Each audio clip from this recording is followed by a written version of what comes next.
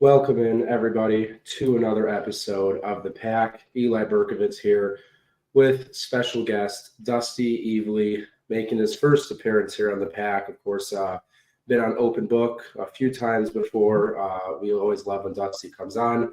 We have an exciting show today coming off a Packers win. First time we could do this in about 5 or 6 weeks. So it is very nice. Feels like a weight has been lifted. We can kind of have some fun this week on the show. So before we get into anything, too deep, Dusty, how's everything been for you this season? I know it's been not what we're accustomed to, but I'm sure you found a lot you could break down with Love and LaFleur and everything else. Yeah, it's been good. I mean, yeah, I've been having fun. I will say, the games themselves, not fun to watch, not fun to live through for the most part, with a handful of exceptions here.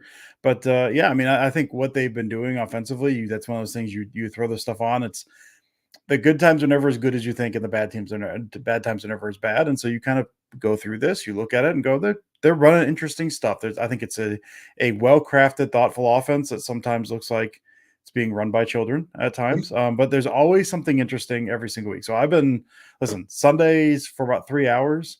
I have been miserable at times, but after that, like the day after, it's been fun. I've been having a lot of fun this season for sure. I think it's been interesting. If nothing else, it's been an interesting season. Yeah, I do kind of hear what you're saying in regards to rough Sundays, but a little bit easier after. I think for a couple reasons. Number one, just seeing this team kind of try to figure things out. And each week, even though there have been some rough times, I think we are seeing improvement and growth each week out of most guys. And also, even though it's kind of not the best attitude to have, I think most fans, at least, a few weeks into the year, realize that, all right, this season, the wins and losses, they're not as important as seeing everything else the Packers have on the field. So, it still always hurts to lose, but it's easier to find the silver linings in a loss now. Yeah. I think, and I think I've talked about this a handful of other places too. Like that's been the weird thing is that in theory, like in the off season, the conversation was always about like, we're good. This is we're looking to see this evaluation year, right? Yeah. It's one thing to talk about that, and then it's another thing to like live through that and the evaluation, and you're going through those bumps that like back in July, you're talking to yourself into them like on the big picture, the macro of this, man, like it's gonna be fine. And then like on a Sundays, you're like, well, this isn't fun. So it's one thing to live through it, but yeah, I think there is a different mindset. I do think among a lot of fans where it's like, okay, this has not been pretty. I think the frustration probably has just been like there hasn't been the progress a lot of people hoped. Where realistically, you're probably not going to see some of it until towards the end of the year, maybe even next year. But I understand the frustration because I have certainly been there as well.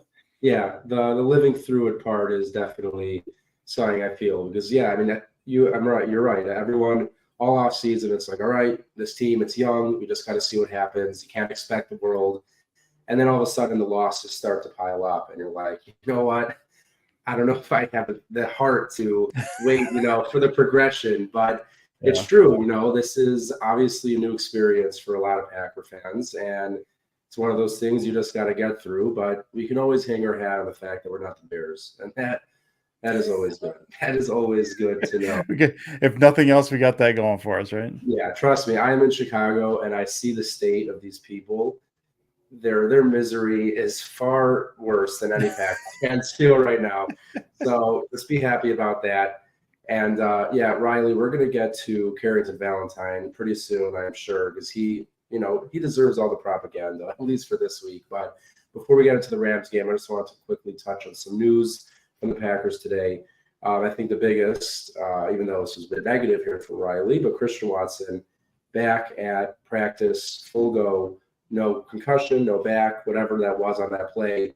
He's all right, so that's big news. But unfortunately, Jair did not practice, now with the shoulder, not the back, along with Quay Walker, Yash, and John Runyon. So injuries, we've seen worse, we've seen better, but something to keep an eye on throughout the week. And then it was nice to see Kenny Clark and Rudy Ford back at practice today after Kenny left the game and Rudy Ford missed the game entirely. So Dusty, Christian Watson obviously goes up, makes a huge play, his one catch of the game, but it was a damn big one. Nice to see that he's healthy. Are you like what are you feeling right now about Christian Watson? Obviously, we've seen the huge plays. We've also seen him kind of disappear at times. Like in the big picture, kind of long term, where are you at right now with Christian Watson? I mean, I think some of the issues he's had are issues that you can look at going back to college. The whole like the play small thing, that was an issue going back to college. The hands thing was an issue going back to college. I mean, I'll say like if you look at what he's doing on Sundays, if they've got him, whatever they've got him running, teams are paying attention to him. This was my thing with MVS. If MVS got 0 targets when he was out there, but like he impacted the games in ways that you just can't do without that kind of speed. So Watson alone being out there, I mean, they have to account for him, and that opens things up underneath, and you can see the way safety shade and all that stuff. So he's impacting the game. Now, you would like to see him make some bigger plays. Obviously, if Love puts the ball out a little bit more in front, we're likely talking about 2 catches and a touchdown, which is still not huge production, but that's better production. I will say for his part, I don't know the best way to say it without sounding like I'm criticizing coaching or anything. I don't know that they've put him in the best positions to succeed. He is fast, and they've been running him on a lot of go balls when he was really doing a lot of good stuff last year. So a whole bunch of those deep crossers, which is kind of what I'm hoping we see against Pittsburgh. Pittsburgh has a lot of the single high stuff, and you can run those crossers against single high a lot easier than against too high. So kind of get him intermediate laterally, and you get the ball in his hands in space where he's moving, and then he can erase those angles. I mean, that touchdown against the Eagles when Love was in last year is like the prime example of that. But if he's, I mean, that's the thing. I think he can play bigger, and you hope that he does that, but he hasn't really shown that too much yet, as far as like that going back and fighting for balls. So you want him to be that dude, but also I think I mentioned this earlier this week somewhere that if he was a guy that was 6'5", ran like a 4.2, 4.3, caught everything, was mossing people left and right, that's like the number 1 or number 2 pick in the draft. He was early second round, was going to be late first round for a reason because he has some flaws, and you hope he can grow into that. But if he doesn't, then you need to put him in positions to succeed. If you're putting him, the other thing with him too, when they put him on go balls, you watch him a lot of times, by the time the ball is there, he's like a foot from the boundary. Like he will get slowly herded out of bounds instead of giving his quarterback a place to put that ball. So again, if that's not what he's doing well, you now have other speed guys. I would like to see him in more of those kind of intermediate crossing routes, because I think that's where he can really excel. The hands are better there. He gets his hands in front of him. You're not catching over the shoulder. So again, I think the fact that he's out there at all, that impacts how the defense plays you. But based on where he is now, which is probably not exactly where the coaching staff wants him, I think you just need to, okay, you are very good at these couple of things. He's very good blocking in the run game, tremendous blocking in the run game, can affect laterally with like the jet sweep, that quick motion stuff, the cheat motion stuff they're doing, and then the intermediate to deep crossing routes as opposed to just to run straight down the field. They've got guys that can do that. So put him in positions where you know he's good, put him in positions to succeed. And then I think you start seeing him be a little better, and then you can kind of build off of that. But I do think they need to kind of rein in a little bit what they're doing with him and just put him in positions where you know he can do what he does best, as opposed to putting him somewhere he's been struggling so far. Yeah, I just think just getting him the ball, like, because if every time you're hoping to get him the ball, it's going to be 30 plus yards downfield, he's going to end up a lot of games with 1 to 3 catches, maybe even none. Like you said, getting him across the middle, we saw it obviously versus the Eagles, but even on, a mesh route, like he has the kind of speed, you could get it to him 3 yards down the field. If he has an angle, he's gone. So I think you just got to work on getting it. I do agree. I feel like with Rodgers, we saw a lot of go balls out of the slot where, Lazard or Devontae, and then you could lean towards the boundary and you got all that extra room. So that's something I think, I think they've done it with Jayden Reed a few times this year. Yeah. And I think doing it with Watson could be a good move. But obviously, the guy getting the ball to Watson, Jordan Love, had a really strong showing overall. I mean, it's not going to blow up the box score, but super efficient, especially in the second half, converted 3rd and longs, was just really solid in terms of, when I talk about game managing, you can't really manage a game much better than he did. So right now, Jordan Love, we're 9 weeks in, a lot of up and down, but are you, still confident that the Packers have their guy going forward? No, I don't know that I've seen enough. I mean, there's a lot of things that I like. I like his process still for the most part. I think he knows what he's doing within the offense, and he will make the right read more often than not.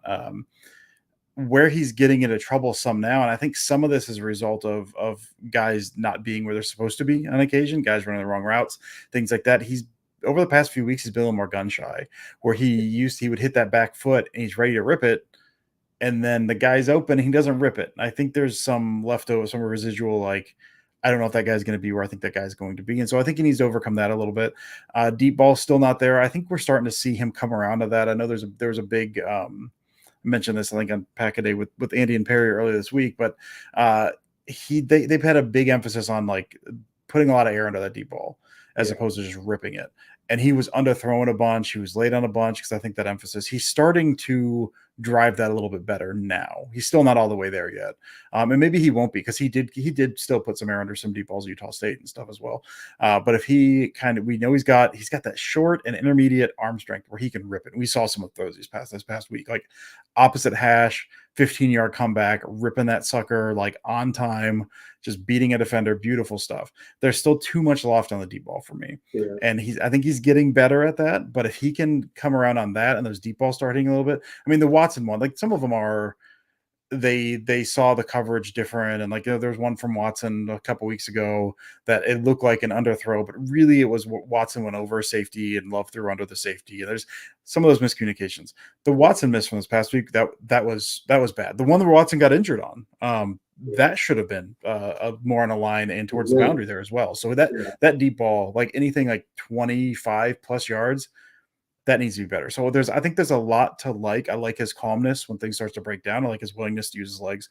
But I think at the moment, there's too much inconsistency with the offense as a whole, but also he's a part of it to say, like, they've got their guy. I think I went into the season saying his ceiling this year is probably top 12. He's probably going to be somewhere top 20.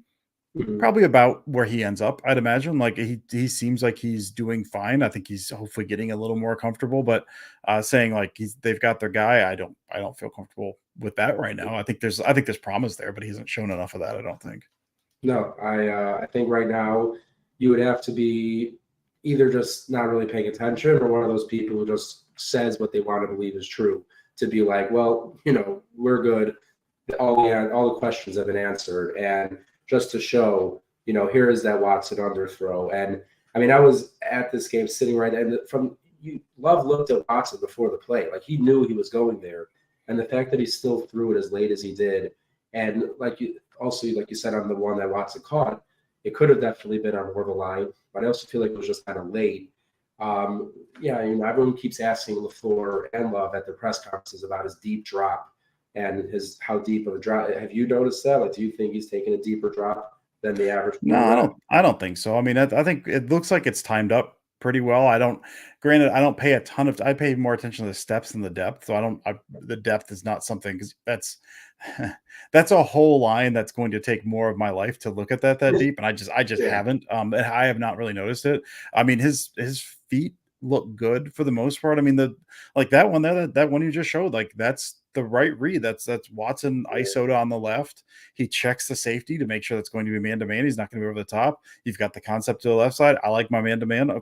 Take that. Same thing with the other one. He knew he was going there as soon as it was because I did this one. They showed a too high look on the other one, that deep one to Watson that he hit, and they spun him down. And so as soon as he saw that, he checks the safety, sees that guy spinning. Okay, as soon as I hit the back of the drop, and you can see him, he's pointed to read the safety. He hits that back foot, tilts a little, and then throws it. Like, those are the right reads. And honestly, it seems like those are the right read on both of those. And I think he gets those out on time. Like, I don't have a problem with the timing of either of those. That the ball is just not where it needs to be is the main issue on those. Yeah, I feel like, this probably goes for almost any quarterback, but maybe because we're so used to Rodgers doing things off script. But I just feel like when Love is really working in time with this offense and going where he knows exactly where he's going with the ball, basically out of the snap, that's when he looks the best. When all of a sudden he's hesitating, looking around, I feel like we kind of start seeing some inaccuracy. I think he's inconsistent, like, on both. Like, you'll see stuff on script that he's missing. Like, he'll hit that stuff, but those stuff on script he's missing. You'll see stuff off of script he's ripping. He had one a couple weeks ago to, I think, Wicks as he's getting tackled. That was like sidearm, just ridiculous. The touchdown, the ricochet touchdown off of Dobbs to Reed was a wonderful piece of quarterbacking where that gets the guy in the air, pump fakes, adjusts the arm angle, gets it around. Dobbs doesn't hang on to that. But like Yeah. I think he's shown to me what he's shown is he can do either of those two things. He's just not consistent in either one of those Yeah. is part of the problem, I think. Yeah, I guess that's where just playing time and snaps comes in, and hopefully we start to see that from Love. So I guess before we jump into some of the defense, I feel like both with you here, Dusty, and in general, I want to watch it as much as I can. The Luke Musgrave touchdown, just what were your here it is. I mean, number one, Musgrave did a great job here selling the block, which if he just went straight out, that middle linebacker was going to stay on him, but you looking at this play, we talked for a minute about it before the show started, but have been saying that LaFleur has been pretty creative this year, trying a lot of stuff that we haven't seen before. And I agree. I mean, we saw the Wicks throw, we saw versus the Saints, that big flea flicker kind of play that could have worked really well, but it wasn't executed greatly. So all these, what do you really think, I guess, about LaFleur, his creativity this year, and I guess putting the offense in the best position that he could? I think he's been very good. I don't know if that's controversial. I think he's been very good. Might be. Well, one of the things I really enjoyed about him too, because I think he came in to this season with an idea. They obviously rep some stuff. They've got with the speed they have with the young position players. They had things they want to do. I know this came up earlier this week about Mike McDaniel, that cheat motion, that little short motion stuff the Dolphins were doing, and the Packers did it. The people were picking up. But Packers did this past week. LaFleur was doing that since week one. Like, that was not stolen from McDaniels. That was something that probably came up in conversations with McDaniels. I wouldn't be shocked during the offseason. Packers doing that from week one. Like, they've been doing creative wrinkles. I think the game plan has been good for the most part. I think they've what they've done in terms of like building stuff off of everything, what they've always done, that kind of make stuff look like different stuff, or give the same look and run different stuff out of it. The way creatively kind of play off of what a defense is keying on as the game goes on. I think he's been very good at that. The problem has been execution. And then some of that too has been as the season's gone on. This is something I noted earlier this week, I think a couple weeks ago. I don't know. Execution's been terrible. And so they had this this not well oiled, this meticulously crafted offense that just was not being run well. It was guys running the wrong routes on simple, quick game stuff they've been running for years, stuff every offense runs. And some of that, I think, was a result of some of that cheat, some of that quick motion, because they changed the position so quick when they do that, that the inside guys, now the outside guys, so you have these guys like running to the same spot at the same time. And so they did, I know, especially the Vikings game. If you look at the game plan versus the Viking game, it was very little play action. It was very little motion. It was shotgun 95% of the time, because they knew what the Vikings were going to do. They said, all right, we need to make this game plan. That didn't work out for them. We need to make this game plan simple, because we need to make sure our protection is short up. They use the sniffer stuff with the running back kind of up towards the line to deal with that double A gap mug stuff. We need to make this we need to get that short up, and then we run simple stuff off of it because we don't want anyone to mess it up. It did not work well. They did some of that the week before as well, in terms of getting rid of some of the motion and play action, and they're starting to build that back in. So it seemed like what they did, like after the bye, they looked at the bye and went, this stuff isn't working.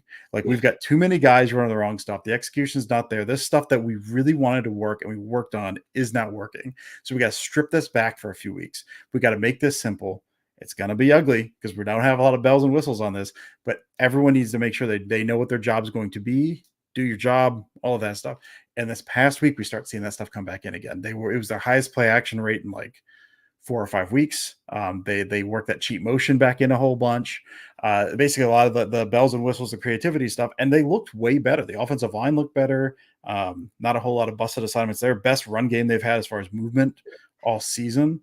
I'm sure there was instances, but I didn't see a whole lot of instances of guys running the wrong routes, guys wide receivers in the same spot, stuff like that. So it seemed like they made a conscious decision. And to me, I put this on the floor. They made a conscious decision in season to say, this plan we came in with, while we like this, it's not what our players can run right now. So they stripped it back, took their lumps, made it ugly because they weren't doing a whole lot to try to deceive anyone. And now that everyone's kind of like, all right, we've reset, we've got our basics, they're starting to build that back up again. So I think in terms of and that's stuff you're not really going to see a whole lot. That's stuff that's not like, oh, look at LaFleur did this. Like, it's not going to be like the big hitters are not 50-yard gains. When you look at some of these small coaching moves that he's making with this young team that's out there, I think he's done a very good job. I think some missteps for sure, but for the most part, like I really like what he has done this year, even if they're not necessarily lighting up the box score, lighting up scoreboards right now. I think he's done a good job with what they've had.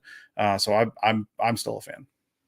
Yeah, no, I definitely like the point about him noticing what they've been doing wasn't working and changing. Now, obviously, it's not the same as a mid-game adjustment, which happens to be this year. We obviously have been very good considering the way the first half has been going versus the second half. But one thing I think I've definitely criticized LaFleur over throughout the years wasn't necessarily mid-game adjustments like the game plan, but his like aversion to changing, let's say, if someone is just playing terribly and benching them, whether, this year's example might be Rasheed Walker some games, but the first one that comes to my head is maybe like Dennis Kelly in that San Francisco game when Yash was on the bench. Because sometimes he doesn't, like if he has a plan, he just wants to stick to it and thinks it's going to work. So I do like the fact that, again, it's different versus the season versus one game, but he saw, okay, this isn't working. We got to do something easier, bring it back. And yeah, when you have the youngest receiver room, I think like in NFL history, a first-year starter. It's since the 0-16 Browns. It's the youngest team since the 0-16 Browns. Even better.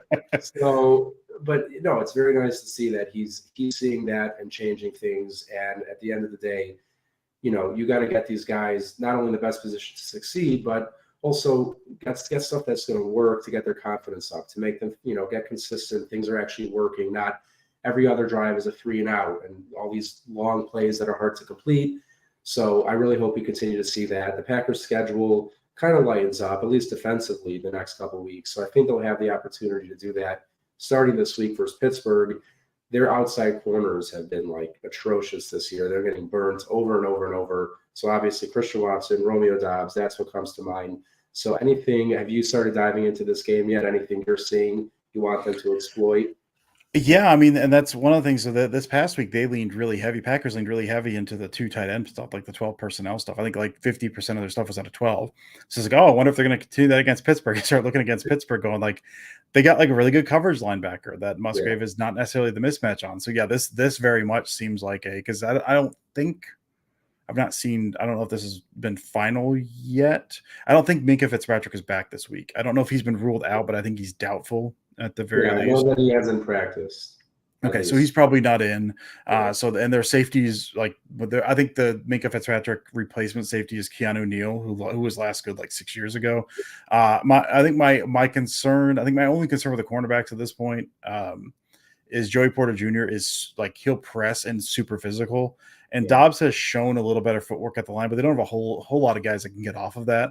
So on that side, I'm kind of whatever about. But yeah, this seems like a go 11 personnel. I mean, I'd just say shotgun spread 11 personnel, like 90% of the time. Like just really lean into that if you want to check into a run because they've got a decent run. They got a decent front. I think Hayward's back on the line last week or this week. I think linebacker core is good. This seems like spread them out, look for your mismatch. I don't want Love to throw 50 times a game, but listen, if he's dropping back 40, like I'm not going to be mad at it because this seems like a game that you win through the air. So I think that's what they're going to have to do this game for sure. Yeah, it's always hard to go into Pittsburgh. Like no matter how good or bad that team is at any given time, winning in Pittsburgh is tough. Mike Tomlin, obviously a great coach. So it's going to be interesting to see that, coming off not just a win, but, a pretty convincing win and to see that they can continue that kind of momentum. I guess, I think they obviously need to be throwing a lot, but of course, keeping Aaron Jones involved. I mean, again, he gets 15 plus touches, the Packers win. It's just kind of the way it works. I understand they do have to be careful with his load management and all that, but I feel like we're at the point of the season where it's like, all right, you kind of got to go all out now, or you're basically going to fade away, and it's just not going to happen this year. So Pittsburgh, going to be a fun game. It's at noon, right? Yeah. Well, I'm in Kentucky, so it's 1 o'clock for me. So I have to make sure I say it's 1 o'clock, but yeah, it's a noon game. Well, whether it's noon or 1 or 10, if you're on the West Coast, I've always been a believer. That's my favorite time for Packer games. It just seems to work out a bit better. But Dusty, we like to do just a quick little score prediction before we head out. Nothing too serious, but what are you thinking going in? Packers, Steelers.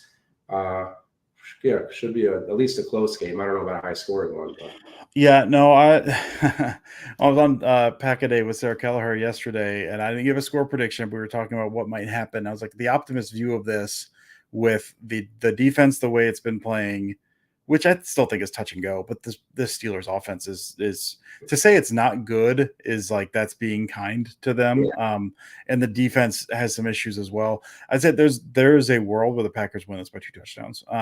So right now, I'm going to live in that world, probably eat my words later, and I'll say 27-13 is what I'll give. nice. I'll give Packers 27-13. I would absolutely love for that to happen, and I agree. I mean, Pittsburgh, like we might have a hard time scoring, maybe, but our defense should keep them to, like you said, in that 13-14 range. So I'll go 24-14 Packers, 10-point win on the road. Should be really exciting. We'll see what the weather is. I haven't seen anything if it's going to be like crazy better, but I doubt it's still pretty early. But before we go, Dusty, you obviously are always putting out incredible work for everyone on Packers Twitter and everywhere else. I know you like to be modest, but those are just facts. So Thank you. please let everyone know where they could find that and where they could hear you on podcasts or anything else. Yeah, I'm what is it? So Thursdays, Cheesehead TV. I've got an article there. Tuesdays over on Cheesehead TV's YouTube, I've got a series I've been doing this year with John Kuhn, where we go through a few plays from the previous week. He was not there this week, so it was just me, unfortunately, but we went through a few different plays there. But that's been weekly at Packer Report on Tuesdays, where my only directive of Packer Report was make it as nerdy as possible, and so I try to dive as deep as possible on the days when inspiration strikes me, usually on Tuesdays there. Wednesdays at Pack a Day. I've got a Substack up where I'm trying to do more over there, but it's really just me dumping cut ups from the previous week and going, here's the play action snaps. I did cheat motion over there yesterday, so like the 8 or 9 cheat motion snaps, and that's something I'm trying to track going forward as well. So just a little bit everywhere. That's not that wasn't very concise, I guess. At least one day of the week I feel like I'm somewhere doing something at this point. Yeah. So basically just look for the name Dusty and you're going to find something good. I guarantee it. And as you see there at the bottom of the screen on Twitter, X, whatever you want to call it, at Dusty Evely. And make sure to follow the show at @thepack_show on Twitter. And of course, you could find me at Book of Eli _NFL, Zach at It's Zachary J, and Jed at Big Mac _4. I feel like a terrible person. I didn't even mention that they're not here. I guess I was just so excited to get into this conversation. But yeah, Zach and Jen are not here tonight, guys. Just in case you didn't notice, they're not here. Hopefully they'll be back next week. And hopefully we'll be back after another W. Everyone, appreciate you for coming in. Go Pack, go. There I go.